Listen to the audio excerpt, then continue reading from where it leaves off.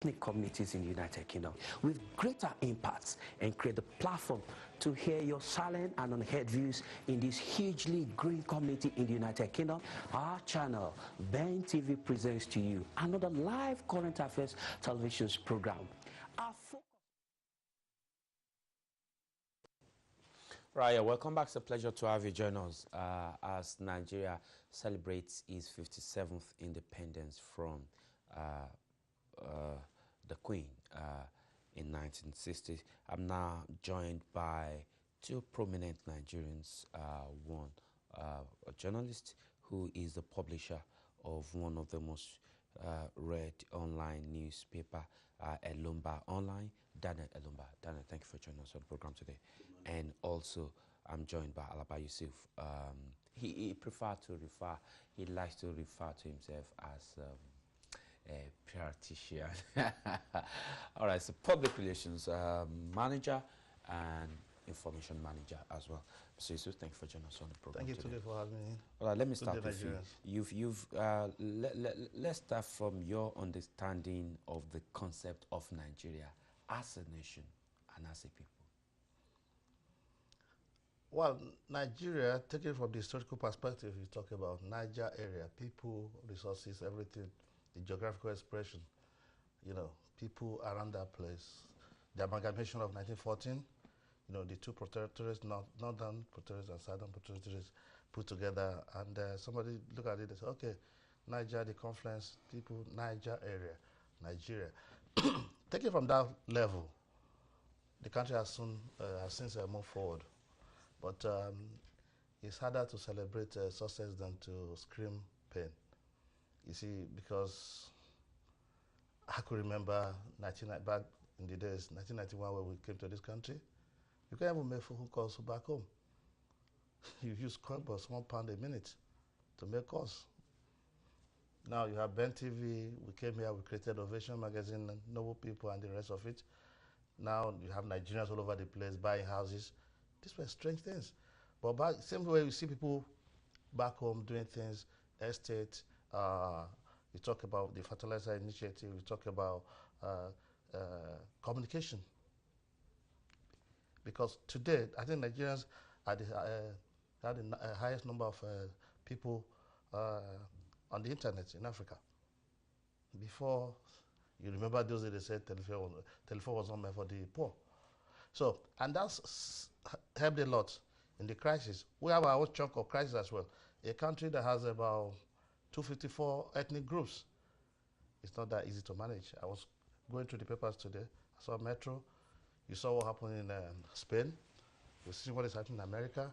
We see what is happening all over the place. There are some countries that have not even made it to 57 or 50. You know, we know what happened in the USSR. We've seen things in Somalia. So we need to, you could call it the good, the bad, the ugly. But it's not the number of times that you fall, but it's the number of times you rise. How outstanding you become. Yeah, before we begin to talk about the good, the bad, the ugly of Nigeria, so in your view, you think Nigeria as a nation, the coming together of the two protectorates and the coming together of almost 300 ethnic groups in Nigeria with 3,000 languages, you think the country is one nation? Yeah, when you talk about nation, there's a difference between nation and country. You talk about federation, you see foreign nation there. Federation, confederation, you understand me? It's union. Nigeria, historically speaking, you know that all the ethnic groups, they've been doing business together, they've been intermarriages, people have been socially relating. You understand me? Before they've been trading, or before the British came. You have the Jukun Kingdom, the Kanu-Borno Empire, the Yoruba, the Oyo Empire. You have so many, you know, people have been trading as far as Ghana and other places. So you have Dahomey, you have all the, so what we're talking about is that when people now were put together, don't forget that Nigerians themselves didn't put themselves together. to become what it was. A conquered people given a geographical location, but you couldn't take their history from them. But it's an evolution. Every system evolves. Even this Britain where we are. You understand me? From black people, you now have African, you have African British, you have Caribbean British, now you have Nigerian British. So it's it's an evolution. Over time, Nigeria, things are gelling, but it requires a lot of understanding. It requires a lot of, mutual, that's where population comes in, with a creation of understanding for mutual benefit and communal or national development. Okay. In between, conflict sets in. But wherever there's conflict, all we need to do is to resolve them, okay, or prevent them. Mm-hmm. You understand me? But people will always discuss. Daniel. Yes. Your concept of Nigeria at 57. Well, I think at 57 years, Nigeria has certainly come a long way. Starting from 1914, when the two protectorates were merged together to become one country, and down through the 1920s, 30s, 50s, up to 1950s, where the agitation for independence became more pronounced. And then eventually the country got independence in 1960 from the British government. So at that time, I wasn't around, but from what I've read and heard, people were so joyous that at last, the people have an opportunity to build a nation. Nigeria at independence have the prospect of becoming one of the 20 greatest countries in the world, if not among the first 10. At independence, Nigeria being the most populous nation in Africa had the prospect of leading Africa, leading African emancipation. And in the first... Which it did, actually, during the South Africa struggle. Exactly. Even after a protracted civil war, yeah, Nigeria still emerged to be the dominant force in Africa. I remember in 1974, during the Angolan Civil War, Jonas Savimbi was leading UNITA and MPLA. So when the Portuguese, after the Portuguese left, it then became an issue of which among the three guerrilla struggling entities should emerge to be the government in power in Angola. The United States, the Western powers, supported Jonas Savimbi's UNITA. Soviet Union supported MPLA. Nigeria supported MPLA, and MPLA emerged the government in Angola. That was the high point of Nigeria's influence, international diplomacy. We also saw what happened in South Africa, in Angola, no, in Namibia. Nigeria has always been at the forefront. In fact, I remember in those days where they used to say that Africa is the centerpiece of Nigerian foreign policy. So Nigeria has been a very dominant force, even after that protracted civil war. However, we can ask now, 57 years after, can Nigeria still withstand a major world power in an issue that in respects to a small African country? If, for instance, there is a problem in Central African Republic, as small as it is, and China come and say, this is what we want, can Nigeria block China from having that influence in Central African Republic, for instance? So we can ask, given the potential of what we had in 1960, the international diplomacy of the 1970s, 1980s, and now in the 21st century, can Nigeria really claim that they have achieved their potential of being the mouthpiece of Africa, of leading Africa, of being the giant of Africa? The jury is still out. In terms of building a nation, within 6 years of independence, the country was plunged into crisis. There was a civil war, there was existential crisis. And still Nigeria emerged from the civil war one country. Then they had the opportunity to build a united nation from the fabrics, from the debris of the civil war. In 1979, there was democracy, return to civil rule. There was a national party in which all the people of Nigeria were represented.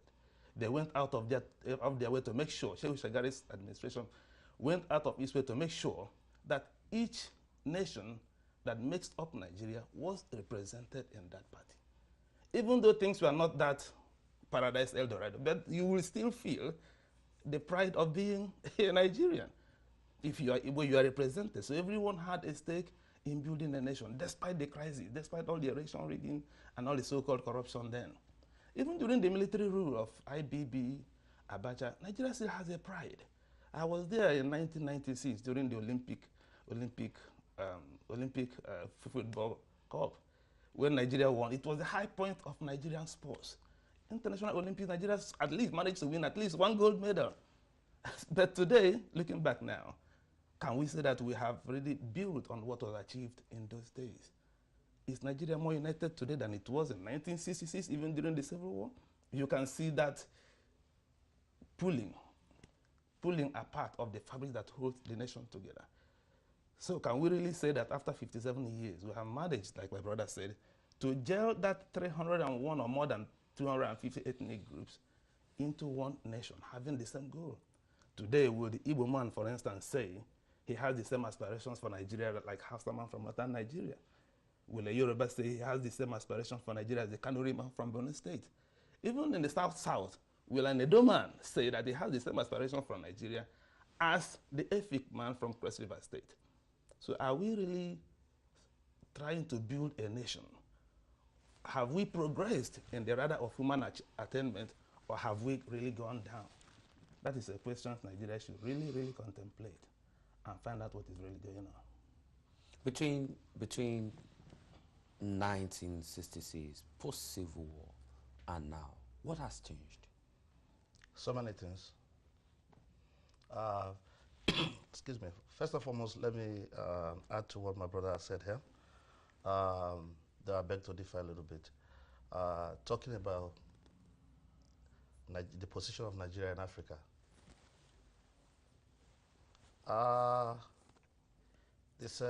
To be modest, Nigeria still leads Africa in economy and politically speaking.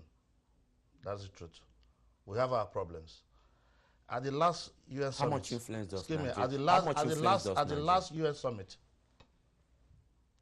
when President Trump spoke about fury and fire in North Korea, the next person to speak was the President of Nigeria, President Muhammadu Buhari. Yes. And what did he say? That was not the way to go. That mediation and conciliation should come before confrontation. One of the few countries that has an embassy in North Korea is Nigeria. The economy in the 1960s, both South Africa and Egypt had higher economy than Nigeria. Today, Nigeria is higher.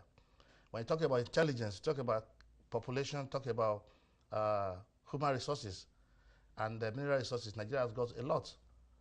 We have our deficiency, our deficit when it comes to management. Can you genuinely answer Daniel's what you question? said, Should China pick an interest in Central African Republic? Can Nigeria start up to an excuse? This is what I'm saying. You cannot. Don't say Can that. Nigeria do excuse me, don't say that. How many countries? No, it's a question. You how can't many, I'm just saying to you, how many countries? How many leaders of countries will have gone ahead to oppose the President of America at the UN? Are you saying President Muhammadu Buhari? Are you implying that President Muhammadu Buhari's address at the UN was a response to President Trump's address? Of course. Of course. Because, of course, when you said that it's fire and fury, take somebody out or take a country out, and somebody saying discussion could end this, that George is better than World War. You understand me? How many country leaders did that? Are you implying by that comment, or you are saying technically? It's not a technical thing. I'm just saying to you, it's virtually the same thing like what Murtala Mohammed said in the days of Angola that he's talking about. That Africa has come of age. In recent time, Nigerians let's not even go as far as the international community outside Africa. In recent time, Nigerians within the Bakassi area have launched complaints, save our soul message to the government of Nigeria as they are being killed on a daily basis by the gendarmes of the Cameroon. Well, I'm not speaking for the government. No, if Nigeria cannot stand up for its citizens being killed by a foreign nation, what will he do? Excuse me. Nigeria as a country is a respecter of international laws. So that is why Nigerians should be killed by his neighbors. No person, no human being will want another human being to be killed, let alone your own people. But you know that Nigerians in Bakassi areas were being killed in the last 3 months. Excuse me. Don't forget that I work for, one of my clients in the past was Senator Etagiwa. But are you aware that Nigerians... the president of Bakassi, do you understand my point? Yes. So if you're talking about Bakassi, I know a little more. Also, you know that many of the fishermen have been killed on the ocean or on the sea. Excuse me. One life lost is bad enough. You understand me? But there's no pogrom. There's no pogrom in Bakassi. But you see, we're now in a world where everybody is an author, everybody's a contributor, everybody's an editor because of social media. We magnify our own sensibilities. You understand me? The fact remains that the governor of Cross River State, the senators from the area and everybody, there's a political solution, an economic solution, and social solution to what is happening in Bakassi. The land being the territory in conflict. Don't forget that Nigeria, under the previous government of President Olusegun Obasanjo, had signed the agreement that that portion of land belongs to Cameroon. But people still trespass because there's no border.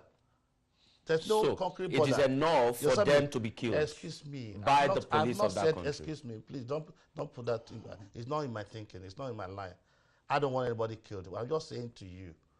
I'm just trying to take you on the fact that you said I don't know if you have pictures. I don't know if you have pictures or figure or number of people killed. It's on the news. It's on the news that the Cameroonian gendarmerie. All my life, I've been a journalist and a publicist, and I know the difference between the two.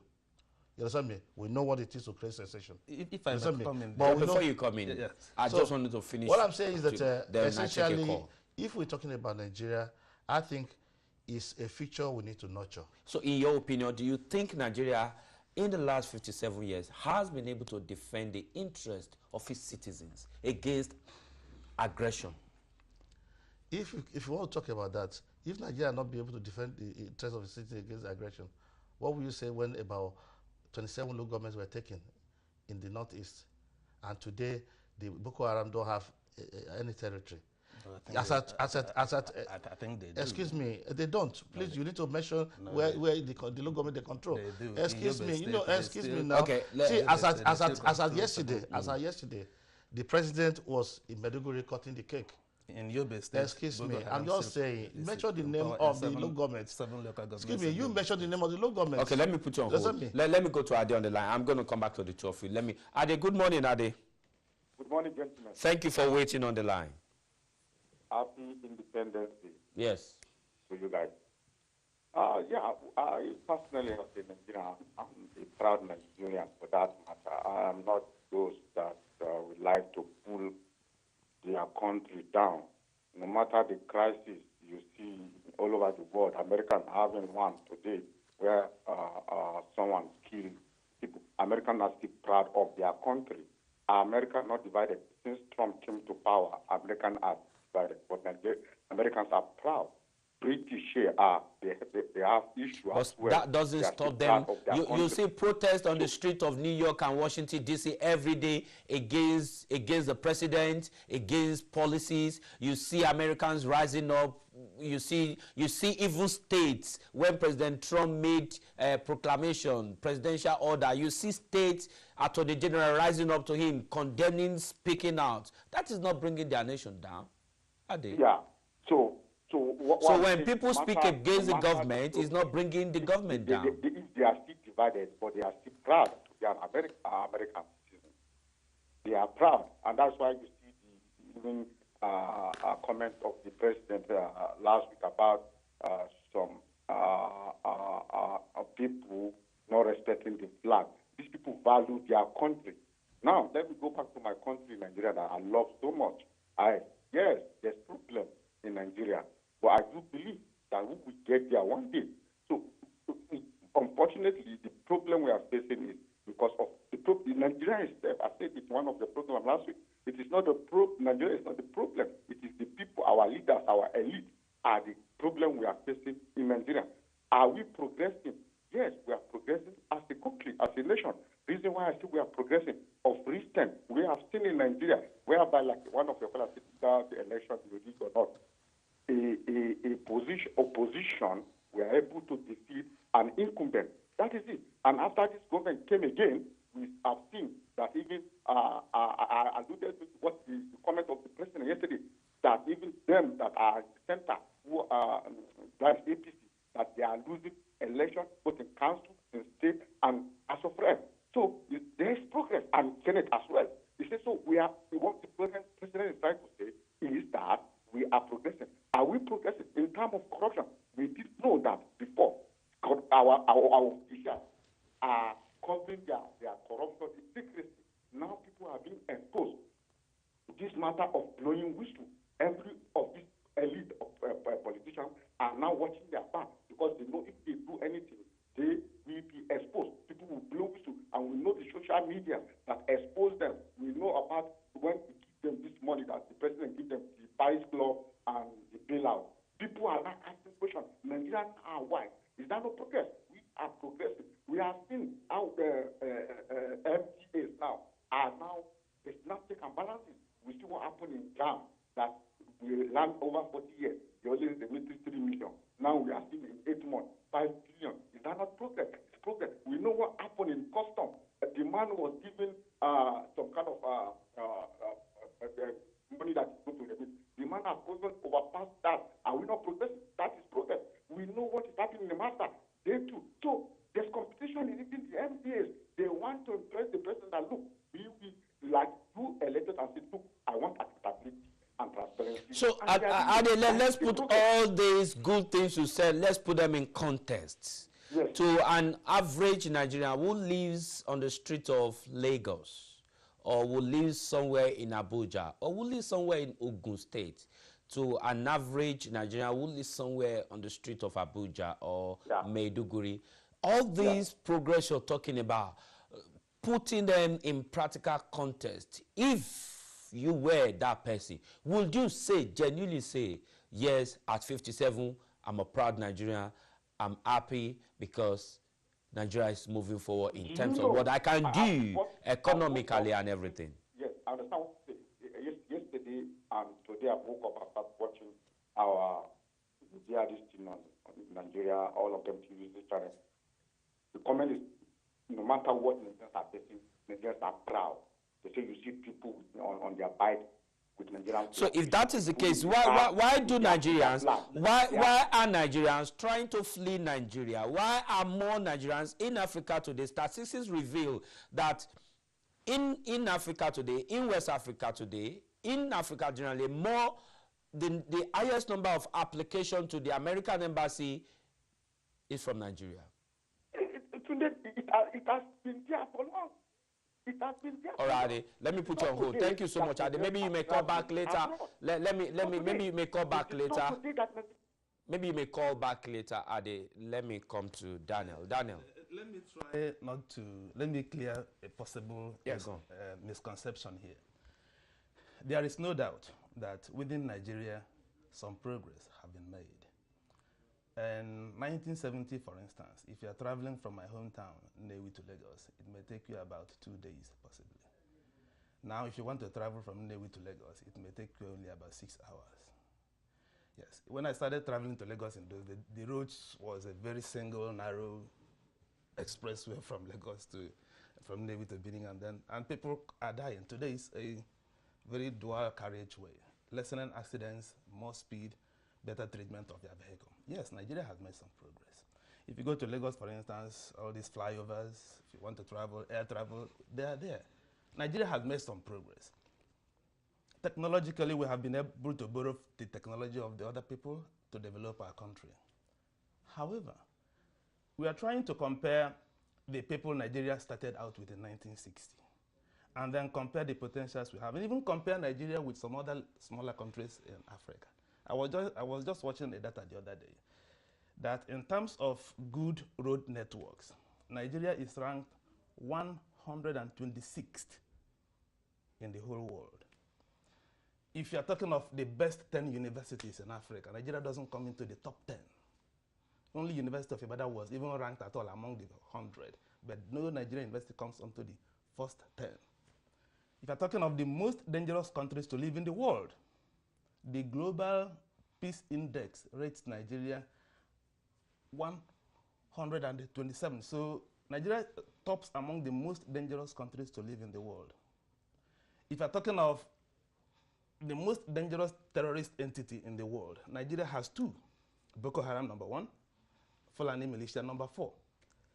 If you're talking of high infant mortality rate, Nigeria rates among the worst in the world. So we are not saying no progress has been made. However, given our potentials, given what we achieved, even compared to smaller countries, Ghana, Uganda, Rwanda, how have Nigeria fared? These countries rank better than us in education, in healthcare, in good road networks, in better standard of living.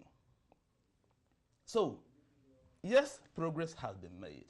But given the potentials that we have not really done much. I think even in terms of democracy, yes, Nigeria has fared better than most other African countries in terms of democracy and the rule of law. Despite whatever you may say, at least there is a measure of democracy, election, and the rule of law.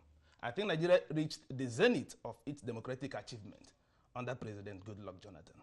Under President Goodluck Jonathan, we saw, despite the criticism of that administration in terms of corruption and impunity and so on, there was a very good respect for the rule of law, respect for the decisions of the courts. The same thing under President Umaru Yar'Adua. Under President Jonathan, we have a president, incumbent president, that respected the wishes of the nation, lost an election, did not even go to court to contest it, and congratulated the winner. That was the zenith of Nigerian democratic achievement. But then, afterwards, we now have a president in Nigeria now. Very good records in terms of corruption. In terms of his personal morality, yes, President Muhammadu Buhari can be rated as a very nice person. But in terms of governmental achievements, before you go to governmental achievement, yes. Let me put you on hold there. Let me take Dominic. Dominic, good morning. And I will take a break and we'll bring in another guest. Good morning, Dominic. Dominic, are you there? Good morning. Morning, Dominic. Yeah, good morning, today. Thank you. Where are you calling from? Yeah, good morning, today. Yes. Yeah, I'm here. Good morning. Go on. Yeah. Thank you for this topic you are bringing this morning. First of all, let me let them know that I'm one of those persons who actually love Nigeria to be. I want every one of us to be in that nation so that we can move forward. But that is not where we stand again now. If I go to my office, people do ask me, are you from Nigeria? I say yes. Where were you when they elected that president to become your president? Such a big nation. That is the kind of insult I receive anywhere I go. Well, what is wrong with the president? No, Dominic, 1 minute. Dominic, 1 minute. Dominic. The one that is dead. Dominic, 1 minute. Dominic, 1 minute. Why, what is wrong with the president? He's not the oldest president in the world, and he's not the most illiterate in the world. In terms of morality and character, we've just had a high profile given by one of my guests. What is wrong with the president that you say your friends and colleagues in the office say, why do you elect? I'm not hearing you. It's so fair. I'm not hearing you. What is wrong with the president that make you feel your friends when they talk, you jitter at the mention of the president? Sorry, I'm not hearing. Okay, go on. Let him listen to us. Okay, all right. I think we lost him. Okay, let me go ahead. Okay, go ahead. Actually, I love any Nigeria, but I try to defend them one way or the other. But there's no way I could defend them. Let me take, for instance, 15.something billion for 2 years. This man has already budgeted, he put in his hand. Where is it? All the goods that have been seized in all the MPAs, where are they? Where do they go to? Which are the details? All the money that has been taken from EFCC, where is it landing? Why are we still in recession? Who are the people taking it? Why is it that the Fulani herdsmen are still beheading people on the streets of Nigeria? Nobody talks about it. This is what Americans are concerned about Nigeria. This is the concern of an individual. Yes, it's a fact that they are fighting Boko Haram. We give them hands for that. But what of the Fulani? Why are they shaving the Fulani? Who are draining people's blood? Who are raping every citizen of Nigeria? What is happening to those people? In my village, they've done that. In the state I come from, they've done that. Virtually all the states in Nigeria, they've done that. Then the person who was talking about the issue of Bakassi. Bakassi is not yet there. Why are they not talking about Bakassi? Protecting the citizens of Bakassi. Let me tell you what Obasanjo has done by saying that he's winning that place to the Cameroonians. It's not going to stand the test of time. Reason because our National Assembly have not even looked into that. By the time they will stand up, when they now begin to have their sense of belonging, to look into that decision that has been taken by other people in the world, it's not going to stand. Because we see where this was being done before, when Cameroonians have two big people in the apex court of the world, they asked Cameroon to begin to disturb Nigeria. And that is why this is what was taken away from us. All right, Dominic, thank you. I need to let you go. Thank you so much. Thank you for your contribution. Unfortunately, you couldn't hear me. I wanted to put a couple of questions to you, but you couldn't hear me. So let me let you go. Can I ask you to respond 1 minute because we need to go on a short break now? Yes, my brother Dominic.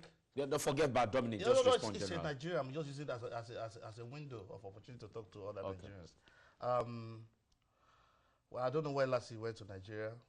I've stayed in this country for upward of 2 decades now, and live in Nigeria for another decade. So, and I sure to. It's good to have one leg in, one leg out. Things have changed. The issue of herdsmen, it's wrong to say they are Fulani or not Fulani. We'll be mingling with the Fulanis from time. Without their cows, we don't. The Igbos call themselves Ogboefi, that is the one that can kill the cow. There's a difference between the Fulani herdsmen and the Fulani militia. Yeah. To differentiate the two. So what we're talking about is if there are people who, anybody who commits crime. Which one of them killing people? The Fulani militia. The Fulani herdsmen is a simple the thing is this. who takes care of the his Fulani cow. militia, Some of these and people, they also having their herds with them. They could have herds. They even take people's heads. That's what they call them cattle rustlers. But I think in most cases they cooperate with the Fulani herdsmen because whenever the other people have problem, it's just like people who fight on behalf of them. They could invite them and then they kill and fight and then go. That question is being answered now. By who? Excuse me. I want to know. Excuse me, because it's good for us to put things in perspective. Yes. It's so easy to see the negative. No, I want to know. Now, apart from issue have any Fulani militia been arrested and tried and jailed in Nigeria? They have killed more than 1,000 people already just this year. Courts have been set up now. To try who? To try corrupt people. Have anyone? Excuse me, Boko Haram people, the terrorists are put together. Have any Boko Haram ever been arrested and tried and jailed? Excuse me, there are over 1,000 Boko Haram. Have we had any trial is starting this October. Excuse me. The trial is starting this October. Oh, after killing 200,000 people. Excuse me. I'm just asking. You talk about progress. So, are you talking about inertia that people should not move? Excuse me, we should progress. You understand me? We should make progress. Excuse me, if things went bad. Excuse me. I went to University of Lagos when we were two in the room. Our meal for a whole semester is 135 naira. I came to this country on a ticket, on Nigeria Airways ticket of 5,000 naira. Yes. If some people destroyed the system, we should not blame the current people. We should also we should all come together to assist. This country has been bombed before. Well, Germany was down before. People rose, people came together in concert to elevate their system. What I'm talking about is that, it's good to remind ourselves. It's good to remind ourselves of things that went bad. But at the same time, look at the treasury single account today. I live in Nigeria. I participated in the campaign. It is no longer about the caricature we make of our country. Or what somebody called caricature. What you see, you eat. Okay, I'm sorry. We need to go on a break now because I need to bring in another guest to join us. I've got the Postmaster General of the country with us here, Postmaster General of Nigeria. He'll be joining us now to look at what advancements Nigeria has made from every angle, plus including his own sector, the postal sector in Nigeria. At 57, how much has Nigeria developed in that sector? And he will also be looking at the economic and the social impact of his sector on Nigeria as we measure Nigeria at 57. He'll be joining my guest now. Let's go on a short break. With greater impacts and create the platform to hear your silent and unheard views in this hugely green